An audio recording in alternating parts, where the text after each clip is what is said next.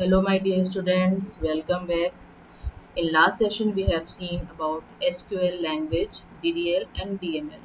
Today we will see about DCL and TCL. Let us start. But before starting this, we will discuss about what is DCL and what is TCL.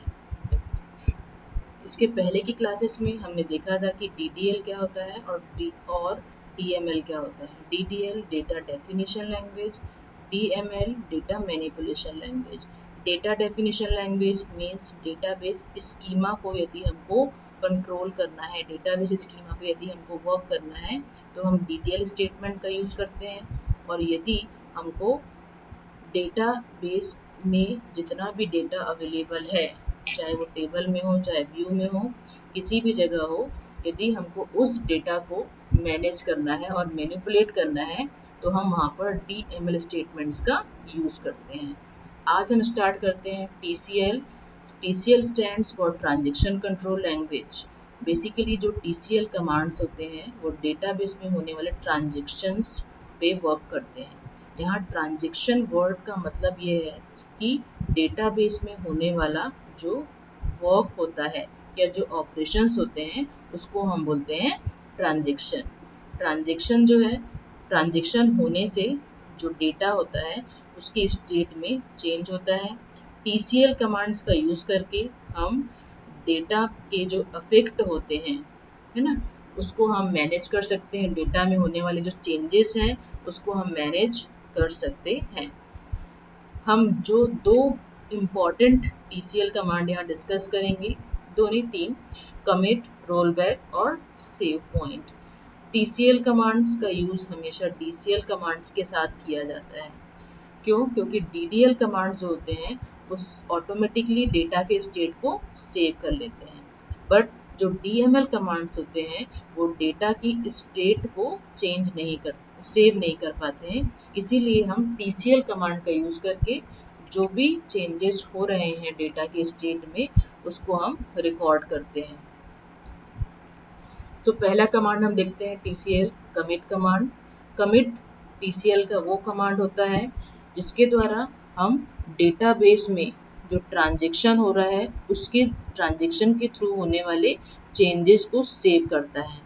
Commit command का जो main purpose है कि transaction में जो changes हो रहे हैं, database में जो चेंजेस हो रहा है ड्यूरिंग ट्रांजेक्शन, उसको वो स्टोर करता है या सेव करता है।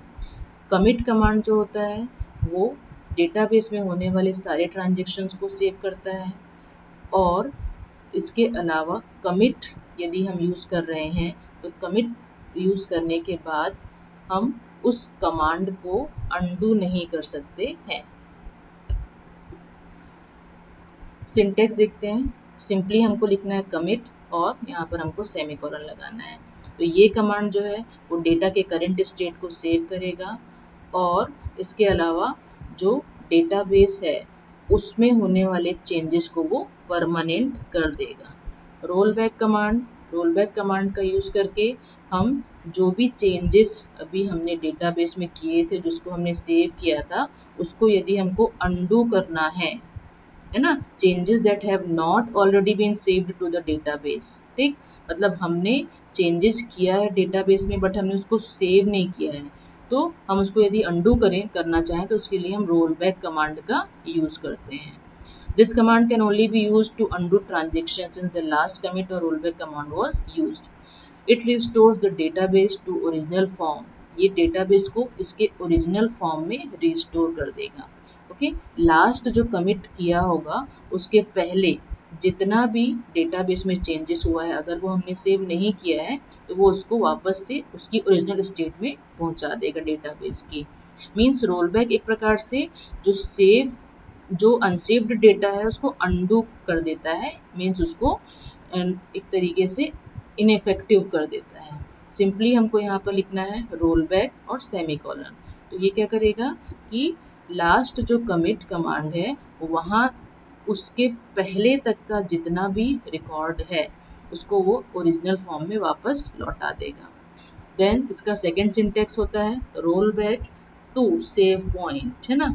तो यहाँ पर हम सेव पॉइंट हमने यहाँ पर डिस्कस किया है।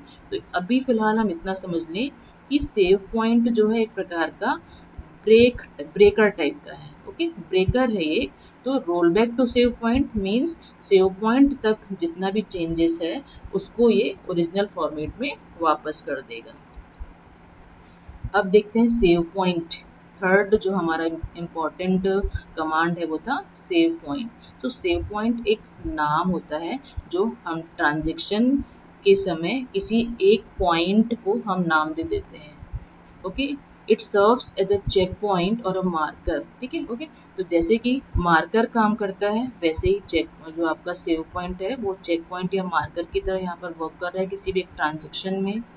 ओके, तो जो सेव पॉइंट होता है वो एक प्रकार का सब ट्रांजेक्शन है ना, सब ट्रांजेक्शन को इम्प्लीमेंट करने का एक तरीका है। सब ट्रांजेक्शन हम यहाँ पर इसलिए कह रहे हैं क्योंकि हम जो आपका डेटाबेस ट्रांजेक्शन हो रहा है उस पूरे के पूरे ट्रांजेक्शन पे हम वर्क नहीं कर रहे हैं, हम उस ट्रांजेक्शन के एक छोटे से पार्ट पे हम वर्क करने वाले हैं। तो जिस छोटे पार्ट पे हम वर्क करने वाले हैं उस पार्ट को यदि आपको मार्क करना है या बताना है कि कहाँ से वो पार्ट स्टार्ट हो रहा है तो उसके लिए हम वहाँ पर सेव पॉइंट बना देते हैं। ठीक है, तो जब भी कमिट और रोल बैक कमांड होता है तो उसके बाद जो सेव पॉइंट्स होते हैं वो डेटाबेस से रिमूव हो जाते हैं। तो जब तक हमको कमिट करना है या रोल बैक कमांड का यूज़ करना है तब तक हम सेव पॉइंट का यूज़ कर सकते हैं, उसके बाद ये ऑटोमेटिकली रिमूव हो जाते हैं। एग्जाम्पल देख सकते हैं इसका, सेव पॉइंट है ना, हमने एक सेव पॉइंट बनाया उसको नाम दिया माई सेव पॉइंट। हमारे करेंट ट्रांजेक्शन में हमने एक माई सेव पॉइंट नाम से यहाँ पर सेव पॉइंट क्रिएट कर लिया है। अब हम रोल बैक कमांड में इसको कैसे यूज़ करते हैं, तो हमने लिख दिया roll back to my save point. तो ये क्या करेगा कि जितना भी चेंज हुआ है कहाँ तक, save point my save point तक, उसको वो अंडू कर देगा है ना। जो आपका रोल बैक कमांड है इसका यूज़ करके जितना भी चेंजेस हुआ है कहाँ तक, माई सेव पॉइंट तक, उसको अंडू कर दिया जाएगा।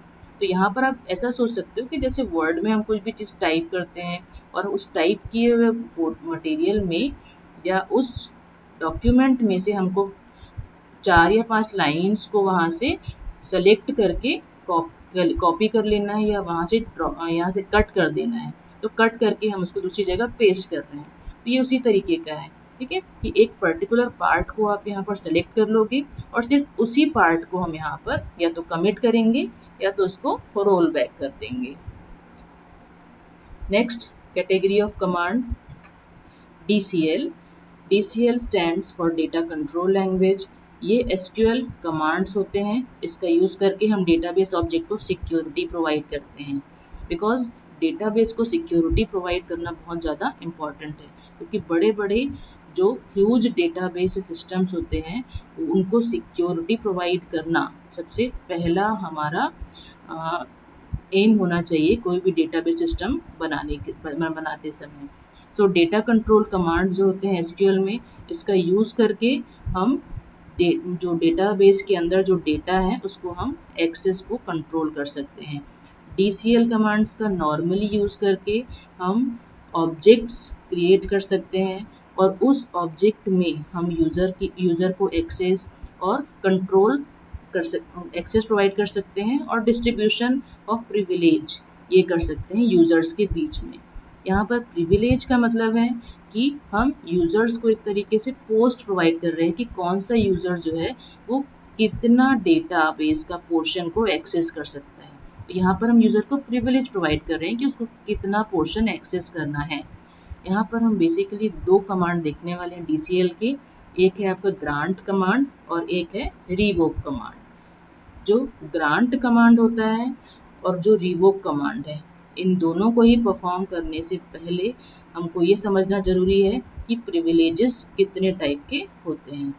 तो यहाँ पर क्या होता है, प्रिविलेज होता क्या है, तो perform any operation in the database such as for creating tables, sequences और views a user needs privilege. Okay, मतलब डेटाबेस में यदि हमको कोई भी फंक्शन परफॉर्म करना है तो उस फंक्शन को परफॉर्म करने से पहले यूज़र के पास में प्रिविलेज होना चाहिए, उसके पास में राइट होना चाहिए कि वो उसको परफॉर्म कर सकता है या नहीं।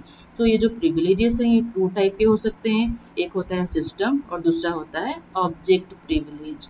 सिस्टम प्रिविलेज मतलब यदि हमको क्या करना है, सेशंस, टेबल्स एटसेट्रा क्रिएट करना है, तो ये सारा सिस्टम प्रिविलेजेस में आता है। और यदि हमको ऑलरेडी बने हुए टेबल में कोई क्वेरी परफॉर्म करना है, कोई कमांड परफॉर्म करना है, तो ये आपका ऑब्जेक्ट प्रिविलेज में आता है। तो जो 2 बेसिक कमांड्स हैं इसके, पहला है ग्रांट कमांड, इसका यूज़ करके हम यूज़र को परमिशन प्रोवाइड करते हैं डेटाबेस ऑब्जेक्ट में डेटा को एक्सेस करने के लिए। ठीक है, तो इसका सिंटेक्स नंबर 1, 2 सिंटेक्स होते हैं इसके। पहला सिंटेक्स है, ये आप यहाँ पर देख सकते हैं, है ना, grant privilege name, then on एक कीवर्ड है, then object name 2 keyword, then user name public keyword है, रोल नंबर यहाँ पर रोल नेम लिखा हुआ है, और फिर विथ ग्रांट ऑप्शन। जितनी भी चीज़ें आपका यहाँ पर ब्रैकेट में लिखी हुई है, अपना ब्लॉक ब्रैकेट्स जो है उसमें लिखा हुआ है, वो ऑप्शनल होती हैं। तो वन बाय वन देखते हैं कि इस सिंटेक्स में लिखी हुई चीज़ों का मतलब क्या है। तो यहाँ पर सबसे पहली जो चीज़ लिखी है ग्रांट, उसके बाद में ग्रांट एक कीवर्ड है, उसके बाद में लिखा है प्रिविलेज नेम। तो यहाँ पर प्रिविलेज नेम जो है वो ऑल, एग्जीक्यूट या सेलेक्ट, ये कुछ भी हो सकता है। तो प्रिविलेज नेम का मतलब है कि यूज़र को हम क्या एक्सेस राइट दे रहे हैं या क्या प्रिविलेज दे रहे हैं।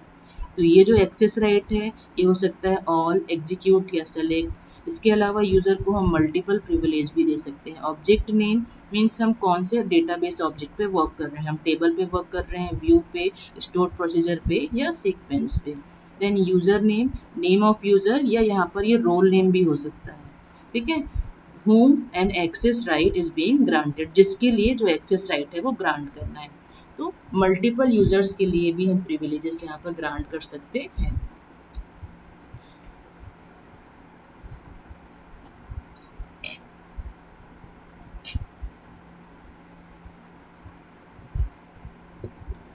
सेकेंड सिंटेक्स होता है ग्रांट का, उसमें हमको क्या लिखना है, ये सिस्टम प्रिविलेज है। इसके पहले जो हमने ग्रांट देखा था यहाँ पर, वो जो है वो आपका क्या था, यूजर प्रिविलेज था। ये आपका क्या है, सिस्टम प्रिविलेज है।